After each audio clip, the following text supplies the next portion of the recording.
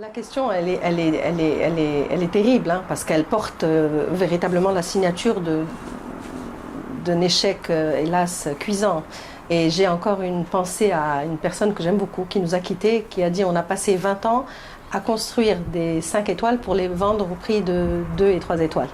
Et donc, effectivement, à un moment, on a toujours, voilà, on a des hôtels fabuleux avec beaucoup de marbre, mais derrière, quid du service, quid de l'expérience, alors que dans d'autres destinations, c'est juste marcher pieds nus et c'est un chose forbidden. Oui, quoi. Effectivement, monter en gamme, tout le monde le dit. Alors, est-ce que ça passe uniquement par des normes? Est-ce que ça passe par une refonte totale de la formation au niveau de la main-d'œuvre spécialisée en Tunisie? Il n'y en a plus. Est-ce que ça passe uniquement par une réhabilitation des structures? Oui, l'hôtellerie tunisienne est vieillissante, mais pas que. Parce qu'en fin de compte, la montée en gamme, on a tendance à trop taper sur les structures hôtelières, mais ce n'est pas eux les seuls responsables.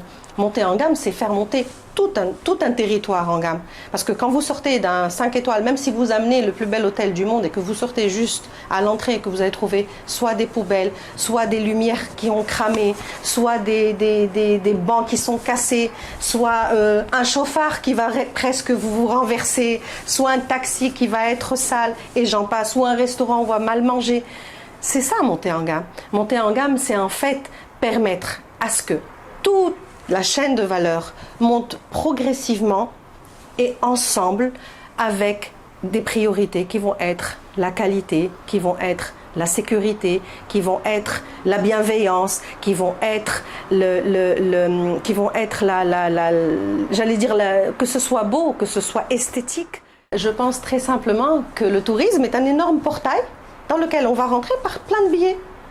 Moi, ma fille, elle est ingénieure, elle a envie de construire, transformer des hôtels troglodytes en hôtels. Mon neveu, il est restaurateur. L'Echor, il est designer et il veut faire des uniformes pour... Bref, tout ça pour dire que c'est un énorme portail dans lequel on s'engouffre par toutes les compétences. Aujourd'hui, le tourisme a besoin de tout le monde. Le médical, ça marche, les ingénieurs, ça marche, la petite main-d'œuvre, ça marche.